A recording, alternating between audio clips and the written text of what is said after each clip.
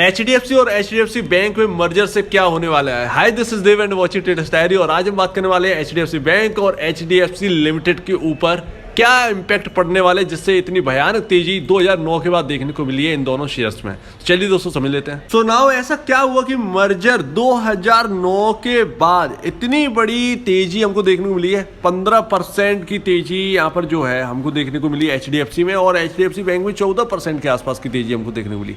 Even यहाँ पर 2020 के अगर बात करें, जो कोविड का टाइम था, जब मार्केट गिरे तो इतनी बड़ी तेजी हमको देखने को नहीं मिली थी जितनी कि आज देखने को मिली। तो इसका मतलब यह है कि मर्जर में कुछ तो खास है। इससे हमको समझ में आता है और शेयर होल्डर्स को काफ़ी ज़्यादा बेनिफिट है।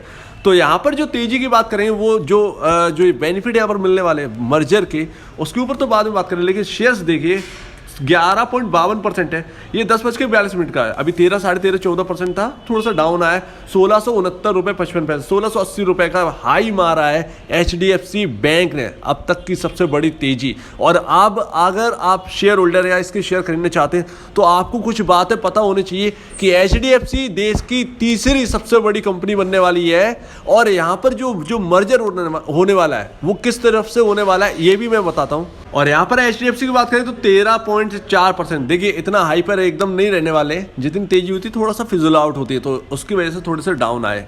लेकिन क्या इम्पैक्ट पड़ने वाला है इसके ऊपर, एक 12 पन्ने की रिपोर्ट है जो कि मैं आपके सामने दिखाने वाला हूँ। सिर्फ एक पन्ना दिखाऊँ जिसमें सारी चीज़ें लिखी हुई हैं और प्रो फॉर्मा क्या है इसके ऊपर भी। पहले तो हम जाने कि मर्जर से क्या बेनिफिट मिलने वाला है। तो ये किसी भी कंपनी के साथ है, कोई भी कंपनी का मर्जर या एक्विजिशन होता है उसके ऊपर डिपेंड है।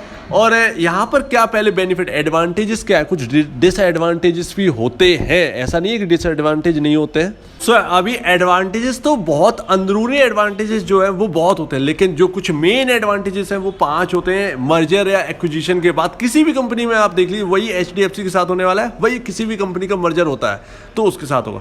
तो पहले तो इंक्रीज मार्केट शेयर जो होता है कंपनियों का वो इंक्रीज होता है। साफ सी बात है, दो कंपनी जब मिलकर हो जाएंगी तो वो मार्केट शेयर जो है वो इंक्रीज ही होगा। कामकाज जो है वो बहुत स्ट्रांगली परफॉर्म करता है। रिड्यूस कॉस्ट ऑफ ऑपरेशन, जो इनके कामकाज के जो पैसे खर्चे ज़्यादा होते थे तो उसमें जो है कटौती आई, जिससे प्रॉफिट में जो है वो बढ़ोतरी देखने को मिली। जैसे आप 100 रुपये अपने कामकाज पे खर्च कर रहे हैं, तो वही अगर कोई कंपनी है मर्ज हो जाती है तो उसमें खर्चा जो है वो कम करने की कोशिश करेंगे। 100 से 90 कर दे तो 10 रुपये का ऑलरेडी आपको बचेगा, तो वो प्रॉफिट में ही जुड़ के आएगा। तो इससे जो है इनका जो प्रॉफिट शेयर है वो बढ़ने वाला है। आपको अवॉइड रिप्लिकेशन, जो प्राकृतिक नकल जो है उसको अवॉइड करने की कोशिश करेगी कंपनी। और वैसे भी आप जानते हैं कि HDFC तो जानी मानी कंपनी है और उसको टक्कर देना जो है वो आसान नहीं है। उसका मैनेजमेंट इतना पावरफुल है, तो ये सब जो झंझटें हैं उससे जो टैकल करने में जो है HDFC महारत हासिल है। Expand business into new areas, जहाँ पर इनके बिजनेसेस ज़्यादा तक नहीं पहुँचे हैं, इनके प्रोडक्ट सर्विसेज नहीं पहुँची है, वहाँ तक और ज़्यादा जाने की जो है वो ये कोशिश करते हैं जब किसी कंपनी का मर्जर होता है। क्योंकि HDFC का एक अलग बेस बना हुआ है, HDFC का बैंक का अलग एरिया बना हुआ है। दोनों का एरिया जो है जब मिल जाएगा तो जो HDFC का एरिया है वहाँ तक HDFC बैंक पहुँचेगा, और जो जहाँ पर HDFC बैंक का एरिया है वहाँ पर HDFC पहुँच जाएगा। तो साफ सी बात है जो एरियाज हैं वो एक्सपेंड होंगे। प्रिवेंट क्लोजर ऑफ बिजनेसेस, जो कमजोर बिजनेसेस काम कर रहे हैं उनको जो है दोबारा परफॉर्म करने में हेल्प करता है मर्जर या एक्विजिशन। तो बहुत सारे बेनिफिट हैं, आप समझ ही गए होंगे कि जो अगर कोई एक बिजनेस आपका जो है 100 बिजनेस में से आपका एक बिजनेस जो है वो कमज़ोर है तो उसको मजबूत करता है कोई भी एक्विजिशन, क्योंकि हेल्प ही इतनी ज़्यादा हो जाती है। मैनेजमेंट जब एक जुड़ जाते हैं तो काफ़ी ज़्यादा हेल्प मिलती है। अब डिसएडवांटेजेस क्या होते हैं इससे, जैसा कि मैंने कहा कुछ डिसएडवांटेजेस भी हमको देखने को मिलते हैं। तो 4 डिसएडवांटेजेस जो है वो देखने को मिलते हैं। जो प्राइसेस है प्रोडक्ट और सर्विसेज की है वो थोड़ी सी बढ़ जाती है। जैसे 10 रुपये आपके प्रोडक्ट की प्राइस है या सर्विसेज की प्राइसेस, तो वो थोड़ा सा 10 रुपये 50 पैसे हो जाएगी। थोड़ा सा यहाँ पर जो है कॉस्ट कटिंग जो हमको जो है वो देखने को नहीं मिलता, थोड़ी सी बढ़ोतरी हमको देखने को मिलती है। और कम्युनिकेशन जो होता है उसमें थोड़ा सा गैप क्रिएट होता है। लेकिन देखना यही है कि HDFC ने कुछ तो सोच रखा हो, वो कम्युनिकेशन में जो गैप आते हैं उसको टैकल करने के लिए। तो HDFC के ऊपर छोड़ देते, कंपनी अपने आप ही टैकल कर लेगी इन चीज़ों को।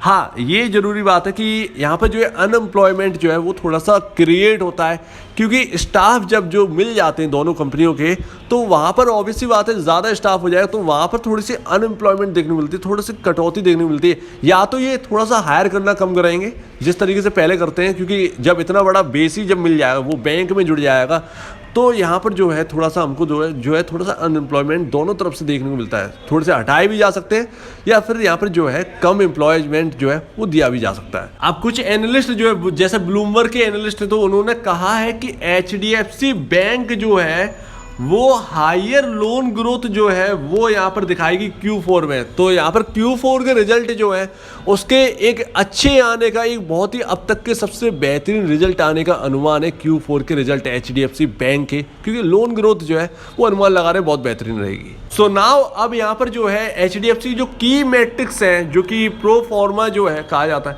अब क्या होने वाला है, क्या मिलेगा, तो उसके ऊपर हम बात करते हैं। और ये मैंने एक स्लाइड मैंने लिया है HDFC उस PDF से जो कि HDFC ने मर्जर के ऊपर दी है।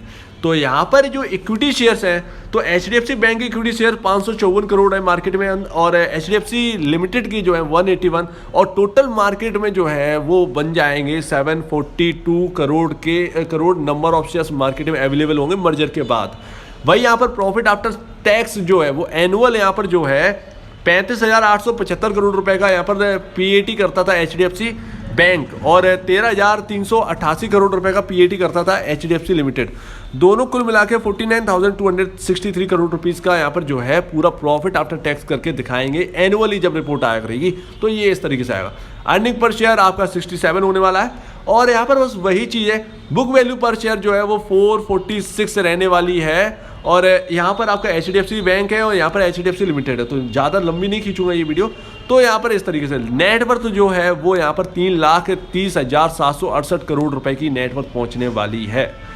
तो इस तरीके से यहाँ पर जो है की बेनिफिट मिलने वाले, बाकी शेयर होल्डर्स को यहाँ पर बेनिफिट मिलेगा। और ये मर्जर करने का एक रीज़न और जो कि बताया गया है वो है कि ग्लोबली पूरी दुनिया में जो है जो टॉप लीडिंग कंपनी है बैंकिंग क्षेत्र की, बैंकिंग सेक्टर की, उनमें HDFC बैंक शामिल हो जाएगी इस मर्जर के बाद। तो इस तरीके से मैसिव परफॉर्मेंस जो है अब इंडिया में भी इतनी बड़ी कंपनी, इतनी बड़ी एंटिटी बनने वाली है जो कि ग्लोबली टक्कर देगी। तो ये सब जो है वो बेनिफिट है। और जैसा कि मैंने बताया कि अब आगे देखते हैं, कुछ एक प्रेस कॉन्फ्रेंस जो होने वाली है उसमें निकल के आएगा, तो उस पर ध्यान रखिएगा। तो अगर आपको इस वीडियो में कोई प्रॉब्लम, कुछ पूछना है, कुछ बताना है, कुछ कहना है तो प्लीज़ कमेंट सेक्शन में कहिए। और अब दीजिए मुझे इजाजत। वीडियो देखने के लिए बहुत बहुत धन्यवाद दोस्तों।